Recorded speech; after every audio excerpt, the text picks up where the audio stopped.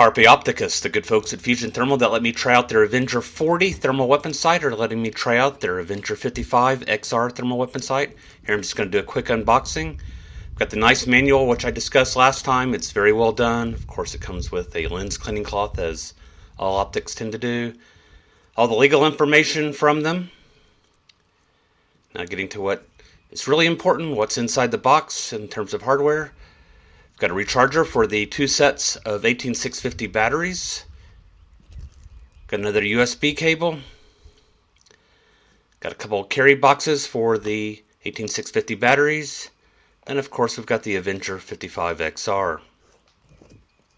This is a nice looking scope, well made, well laid out.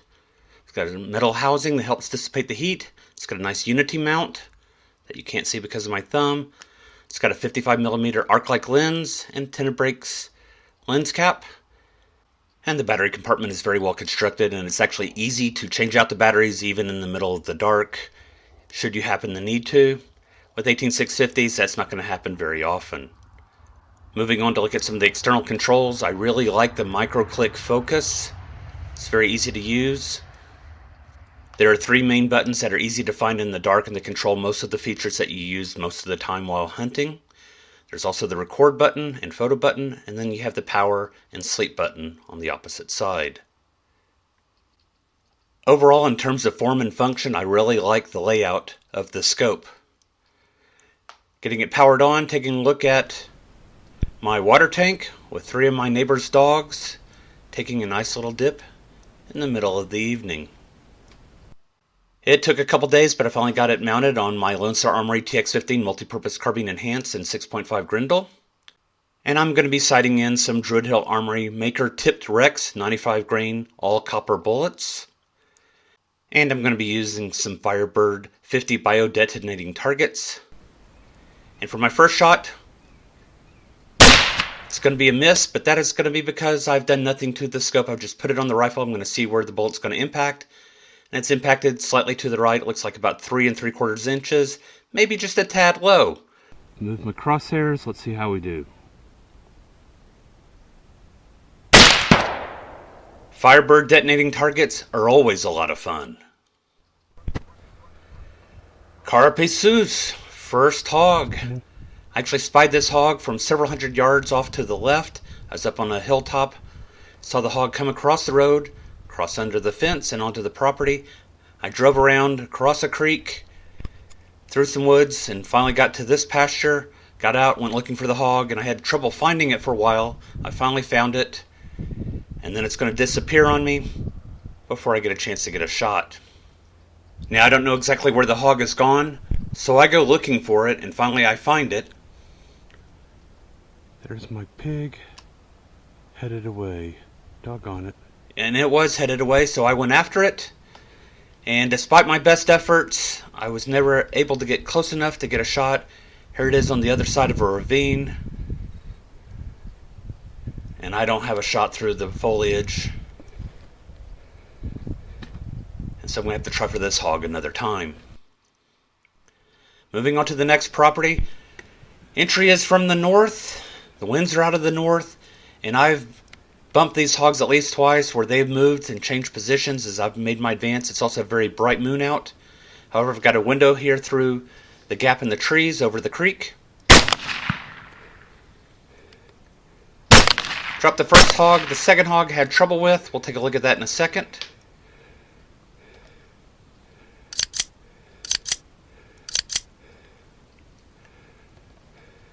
And looking at the last frame before the shot, it looks like I'm going to be low on this little piglet. Actually, it's probably a shoat. And on the next one, I thought I had a great lead on this shot. But as it turns out, the hog was moving too fast, and the shot ended up being behind it. Better luck next time. Brass Catcher by Tactical Brass Recovery.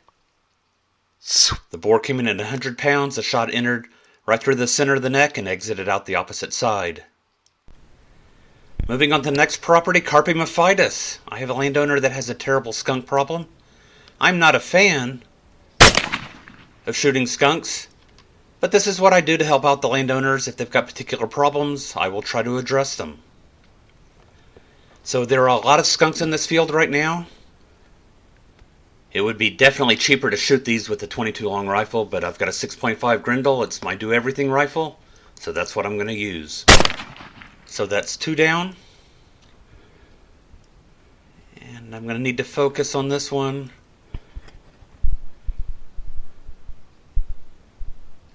And the micro-click locks the focus into place, which is nice. That one's running to the left. These 2 skunks are aligned with the house on the other side of the tree, so I don't want to shoot in that direction. The skunk is further away, but it's my target of opportunity. I don't know how many yards away it is, because I don't connect with the opening shot. And now these are kind of small skunks. They're maybe yearling skunks. They're not full grown by any stretch. And they are fairly tiny bodied.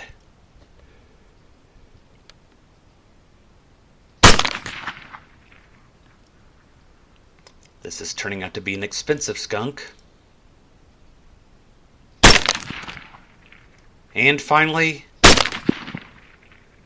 and I had to blur the image so that YouTube would not flag my video.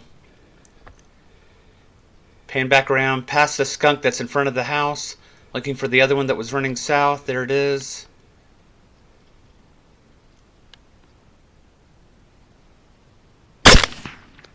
Missed with the first shot.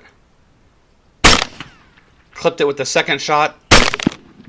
And destroyed it with the third shot. That skunk's still in front of the house. And now I needed to go find my skunks. I found 3 out of the 4 while looking for one of the skunks. The landowner came out, invited me inside. We had a nice long chat for about an hour and a half. When I came outside, I thought this skunk that I could see in the moonlight was on the ground. I thought it was the first skunk that I'd shot, and then I saw that it raised its tail up, and this was a different skunk, here at just 12 yards. That skunk will no longer be a problem for the landowner.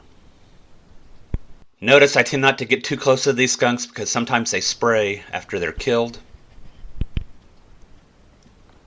From the same position as the last skunk that I shot. Drop that skunk quite nicely.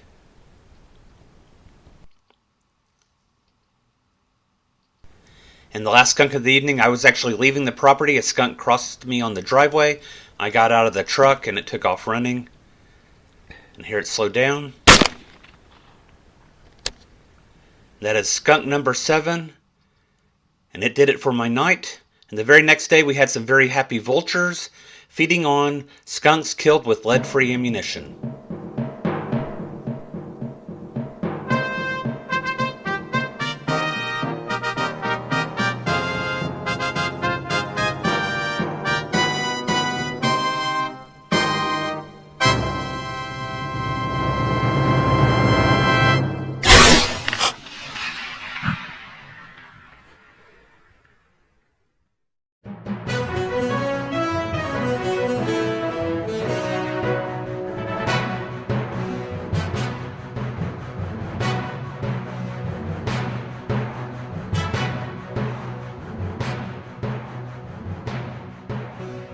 Carpe sus, my friends.